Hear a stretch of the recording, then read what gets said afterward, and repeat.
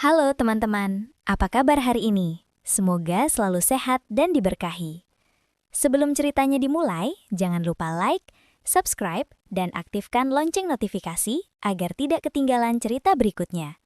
Tulis juga nama dan asal kota kalian di kolom komentar. Akad itu berlangsung tanpa pesta, tanpa gaun mewah, dan tanpa keramaian. Hanya sebuah ruang sederhana, seorang penghulu, dua saksi, dan doa-doa yang diucapkan lirih. Laras duduk dengan tangan gemetar, bukan karena ragu, melainkan karena perasaannya meluap, bahagia, harap, dan takut bercampur menjadi satu. Di hadapannya, Fadil menatap dengan mata yang penuh keyakinan. Suaranya mantap saat mengucap ijab kabul. Dalam sekejap, Laras resmi menjadi istri, sah di hadapan Tuhan, namun tak tercatat di mata manusia. Usai akad, tak ada ucapan selamat yang panjang, tak ada foto keluarga, tak ada pengumuman bahagia. Yang ada hanyalah janji. Percayalah, ucap Fadil sambil menggenggam tangan Laras, ini hanya sementara. Aku akan mengakui kamu. Aku akan memperjuangkan kita. Laras mengangguk, meski hatinya bertanya-tanya, berapa lama kata sementara itu akan berlangsung? Hari-hari setelah pernikahan terasa manis sekaligus ganjil. Ia harus belajar menjadi istri yang tak boleh terlihat. Ia tak bisa datang ke acara keluarga Fadil. Ia tak bisa mengunggah kebahagiaannya. Bahkan menyebut nama suaminya di depan orang lain pun terasa beresiko. Namun Laras memilih percaya. Cinta, pikirnya, selalu membutuhkan pengorbanan. Setiap kali keraguan muncul, Fadil menguatkannya dengan janji yang sama. Tentang waktu yang tepat, tentang keberanian yang sedang ia kumpulkan, tentang masa depan yang kelak akan terang. Laras mendengarkan, menyimpan harapannya dalam diam. Ia belum tahu bahwa sunyi yang ia peluk hari itu adalah awal dari perjalanan panjang yang akan menguji cinta, kesabaran, dan harga dirinya sebagai seorang perempuan. Pagi-pagi, Laras selalu dimulai dengan kesunyian. Tak ada suara langkah suami di dapur. Tak ada obrolan ringan sebelum beraktivitas. Ia bangun sendiri, menyiapkan sarapan hanya untuk dirinya. Lalu menatap ponsel dengan harap yang seringkali tak terjawab. Sebagai istri, Laras memiliki kewajiban. Namun sebagai istri siri, ia tak memiliki ruang untuk menjalankannya sepenuhnya. Fadil datang tidak setiap hari. Kunjungannya singkat, selalu terburu-buru, seolah waktu mereka adalah sesuatu yang harus disembunyikan. Ia datang membawa rindu, namun juga kegelisahan. Saat senja tiba, Fadil akan pamit dengan alasan yang sama. Urusan keluarga, pekerjaan, atau sekedar kalimat, aku harus pulang sekarang. Laras belajar menikmati kebahagiaan yang dicicil. Sebuah pesan singkat di tengah malam. Sebuah panggilan singkat saat tak ada orang lain di sekitar Fadil. Kata sabar yang diulang berkali-kali, seolah itu adalah satu-satunya hadiah yang bisa ia terima. Ia tak bisa menuntut, tak bisa cemburu terang-terangan. Bahkan untuk sekedar bertanya, kapan aku akan diakui pun terasa seperti sebuah kesalahan. Laras menahan semuanya sendiri, menyimpannya di ruang hatinya yang semakin sempit. Di luar, dunia berjalan seperti biasa. Tetangga tak tahu siapa Laras sebenarnya. Ia bukan istri, bukan pula kekasih. Hanya perempuan yang hidup sendiri dengan sebuah rahasia besar. Malam-malam terasa paling berat. Saat rindu memuncak dan ponsel sebab sunyi, Laras bertanya dalam diam. Apakah kebahagiaan memang harus selalu disembunyikan jika cinta itu nyata? Di babak kehidupannya yang senyap ini, Laras mulai menyadari satu hal. Menjadi istri tanpa nama berarti belajar kuat dalam kesendirian, meski hati perlahan lelah menunggu. Laras tak pernah berniat mengintip kehidupan Fadil. Namun dunia kecil ini terasa sempit, dan kebenaran sering muncul tanpa diminta. Dari layar ponsel, dari cerita orang lain, dari foto-foto yang tak sengaja melintas, Laras melihat kehidupan yang tak pernah bisa ia miliki.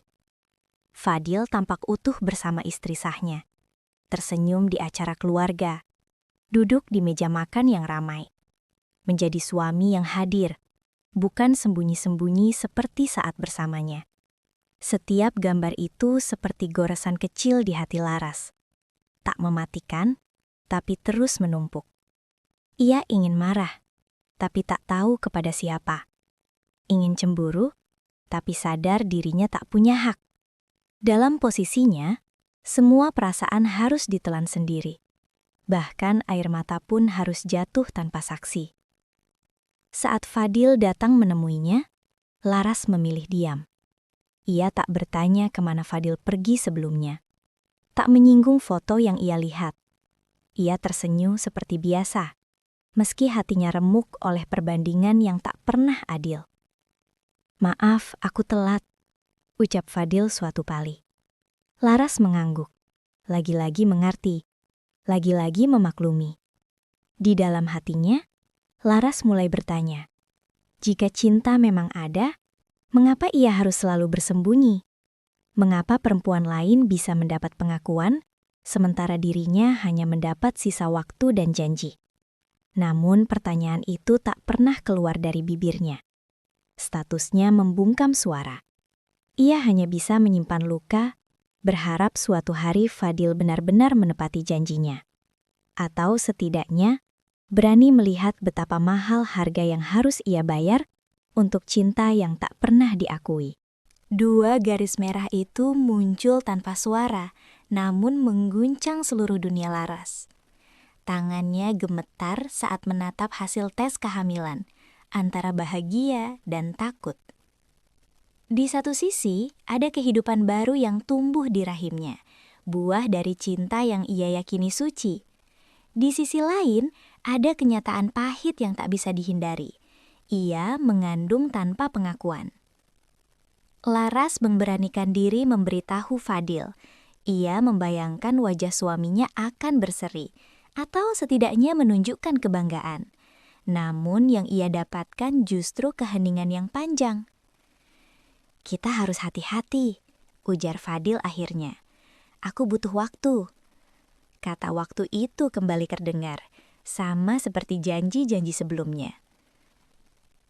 Hari-hari berikutnya, Laras menjalani kehamilan dalam kesunyian. Tak ada keluarga yang menanyakan kabarnya, tak ada perayaan kecil, bahkan pergi ke dokter pun ia lakukan sendiri. Setiap detak jantung kecil yang ia dengar dari layar USG membuat hatinya menghangat dan sekaligus sesak. Fadil masih datang, tapi tak lagi sesering dulu. Kekhawatiran terlihat jelas di wajahnya. Ia bicara tentang risiko, tentang keluarga, tentang kemungkinan terburuk. Semua hal dibahas, kecuali satu hal yang paling Laras butuhkan, kepastian. Malam-malam Laras dipenuhi air mata yang ia sembunyikan. Ia memeluk perutnya, berbisik pelan, berjanji akan menjadi ibu yang kuat meski harus berjalan sendirian. Kehamilan yang seharusnya menjadi kabar bahagia justru menjadi ujian terbesar. Di titik ini Laras mulai menyadari bahwa cinta saja tidak cukup, terutama jika ia harus terus menunggu keberanian orang lain untuk mengakui keberadaannya dan anak yang sedang ia kandung. Awalnya hanya bisik-bisik kecil, pertanyaan tak langsung, tatapan yang terasa berbeda. Namun Laras tahu, keberadaannya tak lagi sepenuhnya tersembunyi. Nama yang selama ini dirahasiakan mulai beredar di antara keluarga Fadil, bukan sebagai istri, melainkan sebagai tanda tanya. Kabar itu sampai padanya bukan dari Fadil, melainkan dari orang lain.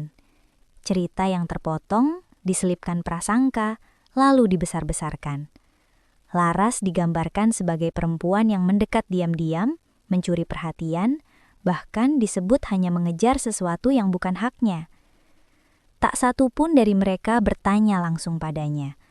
Tak ada ruang untuk menjelaskan. Tak ada kesempatan untuk berkata jujur. Segalanya sudah diputuskan tanpa mendengar suaranya. Fadil semakin sering gelisah. Teleponnya tak pernah lepas dari tangan. Wajahnya tegang setiap kali nama keluarga disebut. Saat Laras bertanya, jawabannya singkat dan menghindar. "Mereka cuma salah paham," katanya. "Aku yang akan urus." Namun, hari demi hari, Laras merasakan jarak yang kian melebar. Fadil lebih sibuk meredam amarah keluarganya daripada menenangkan hatinya. Sementara Laras harus menanggung beban yang tak ia ciptakan. Sebagai perempuan, ia dinilai. Sebagai istri siri, ia dihakimi. Sebagai calon ibu, ia dicurigai. Laras duduk sendiri di kamarnya, mendengar hujan jatuh perlahan dan menyadari satu hal yang menyakitkan. Ketika kebenaran tak diakui, kebohongan akan selalu terdengar lebih nyaring. Dan dalam situasi ini, ia bahkan tak diberi hak untuk membela diri. Tuduhan itu akhirnya sampai ke telinga Laras, bukan melalui percakapan langsung, melainkan lewat potongan cerita yang sudah berubah bentuk. Ia disebut perempuan yang pandai mencari celah, memanfaatkan keadaan, dan menggantungkan diri pada nama Fadil demi harta dan status yang tak pernah ia miliki. Laras terpaku. Dadanya sesak. Ia tak menyangka niat tulusnya akan diterjemahkan sebegitu rendahnya. Yang paling melukai bukanlah tuduhan itu sendiri, melainkan kenyataan bahwa Fadil mengetahui semuanya dan memilih diam. Saat Laras akhirnya bertanya, suaranya bergetar namun tetap tertahan. Apa mereka benar-benar menganggap aku seperti itu? Fadil tak langsung menjawab. Pandangannya menghindar, seolah mencari kata yang aman untuk diucapkan. Mereka hanya takut, katanya pelan. Kamu tahu sendiri bagaimana keluarga memandang hal-hal seperti ini. Tak ada pembelaan, tak ada kalimat tegas yang mengatakan itu tidak benar. Yang ada hanya alasan, penjelasan, dan upaya meredam situasi, bukan membela kebenaran. Laras tersenyum pahit. Ia sadar, dalam pertarungan ini ia sendirian. Ia bukan menuntut pengakuan besar. Ia hanya ingin dihargai sebagai manusia, sebagai istri, sebagai perempuan yang mencintai dengan jujur. Namun ketakutan Fadil kehilangan kenyamanan dan posisi membuatnya memilih aman, meski itu berarti membiarkan Laras terluka. Malam itu, Laras menangis tanpa suara. Bukan karena hinaan orang lain, tetapi karena menyadari satu hal yang menyakitkan. Lelaki yang berjanji melindunginya, ternyata tak cukup berani berdiri di sisinya. Di titik itu, Laras mulai mempertanyakan bukan hanya statusnya, tetapi juga makna cinta yang selama ini ia pertahankan. Janji itu kembali diucapkan dengan nada yang sama. Lembut, menenangkan, namun kosong. Sedikit lagi, kata Fadil. Tunggu waktunya tepat. Laras mendengarnya sambil menunduk. Ia sudah hafal kalimat itu. Sudah terlalu sering. Setiap kali ia bertanya tentang pengakuan, jawabannya selalu berpindah ke masa depan yang tak pernah jelas bentuknya. Kehamilannya semakin terlihat. Tubuhnya berubah, langkahnya melambat. Tetapi hidupnya tetap berjalan di tempat. Ia masih harus bersembunyi, masih harus menahan rindu, masih harus menjelaskan kepada orang-orang dengan alasan yang ia ciptakan sendiri. Yang berubah hanyalah satu hal, kesabarannya semakin terkikis. Fadil meminta Laras mengerti keadaan, tentang tekanan keluarga, tentang reputasi, tentang resiko. Namun tak pernah sekalipun ia berbicara tentang keberanian, tentang tanggung jawab, tentang memperjuangkan istri dan anaknya di hadapan dunia. Laras mulai sadar, yang diminta darinya bukan kesabaran sementara, melainkan penyerahan tanpa batas. Setiap malam, Laras bertanya pada dirinya sendiri, sampai kapan ia harus menunggu? Sampai kapan janji akan menjadi alasan untuk menunda kejujuran? Ia tak lagi menangis keras-keras. Air matanya jatuh pelan, matang oleh lelah. Di balik perut yang semakin membesar, ada hati yang mulai mengeras, bukan oleh kebencian, melainkan oleh kesadaran. Cinta yang tak diperjuangkan, seindah apapun katanya, pada akhirnya hanya akan menyisakan sepi. Dan untuk pertama kalinya, Laras mulai mempertimbangkan kemungkinan yang selama ini ia takuti, bahwa menunggu mungkin bukan lagi bentuk kesetiaan, melainkan cara perlahan kehilangan dirinya sendiri.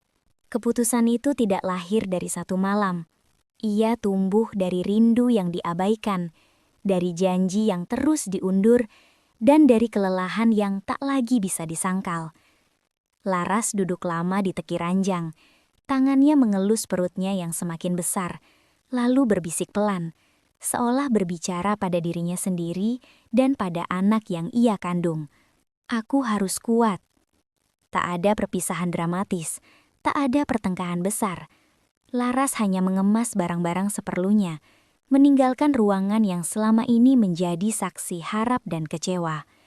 Ia pergi bukan karena tak mencintai, melainkan karena tak lagi sanggup menunggu tanpa kepastian. Fadil baru menyadari kepergian Laras saat rumah itu terasa berbeda, sunyi, kosong, dan dingin. Panggilannya tak terjawab, pesannya hanya dibaca tanpa balasan. Untuk pertama kalinya, ia merasakan kehilangan yang nyata. Ia datang mencarinya dengan panik, membawa kata maaf dan janji-janji lama. Namun Laras berdiri dengan wajah yang lebih tenang dari sebelumnya. "Aku butuh ruang," katanya pelan. "Bukan untuk menjauh darimu, tapi untuk menyelamatkan diriku dan anakku." Kepergian Laras adalah pukulan keras bagi Fadil. Ia menyadari bahwa kesabarannya selama ini bukan tanpa batas, bahwa cinta yang terus diminta mengalah suatu hari akan memilih pergi. Sementara itu, Laras melangkah dengan hati yang masih perih, namun lebih tegak.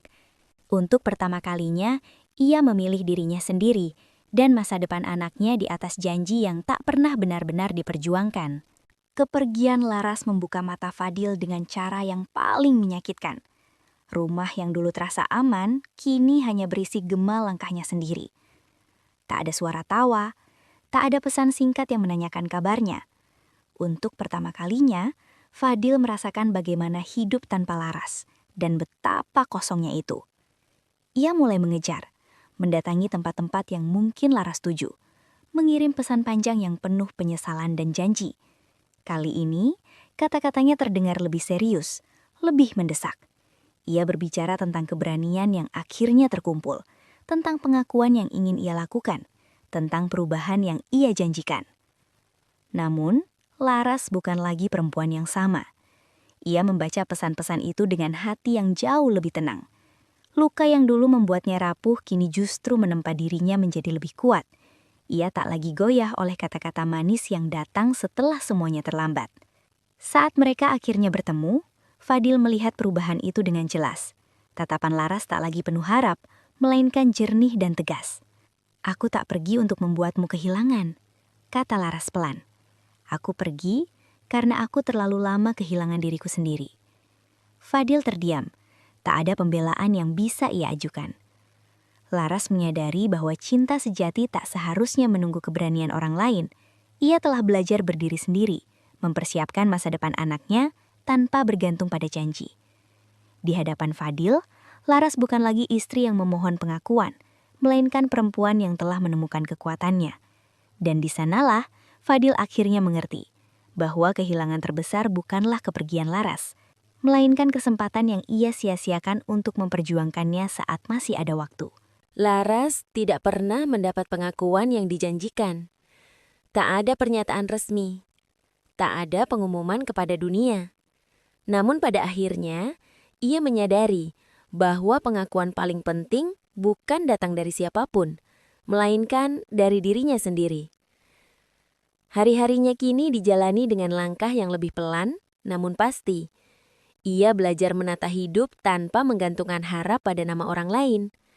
Setiap keputusan ia ambil dengan kesadaran penuh, demi dirinya dan anak yang kelak akan ia besarkan dengan kejujuran. Laras tak lagi menjelaskan masa lalunya kepada semua orang. Ia tak merasa perlu membela diri dari prasangka. Luka yang pernah ia alami telah mengajarkannya satu hal. Martabat tidak ditentukan oleh status, melainkan oleh keberanian untuk memilih yang benar, meski harus sendirian.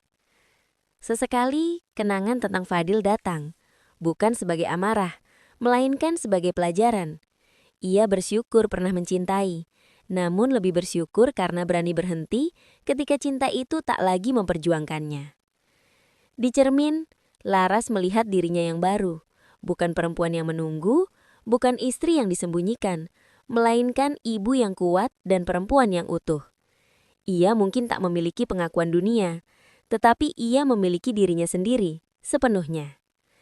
Dan di sanalah Laras menemukan kedamaian, tanpa status, tanpa sorak, namun dengan martabat yang tak lagi bisa direnggut siapapun. Sampai di sini cerita hari ini. Sampai jumpa di cerita berikutnya.